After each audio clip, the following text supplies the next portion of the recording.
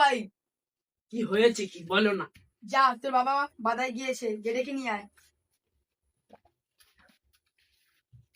সারাদিন শুধু বাদায় কাজ কাজ, দিনে গেমও খেলতে দেয় না।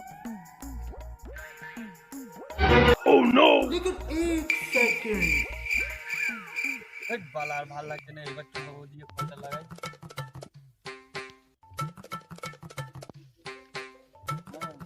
হ্যালো বৌদি। হ্যাঁ হ্যাঁ, আমি তোমার সরস্বতী পূজার সময় শাড়ি দেবো বলেছি তো।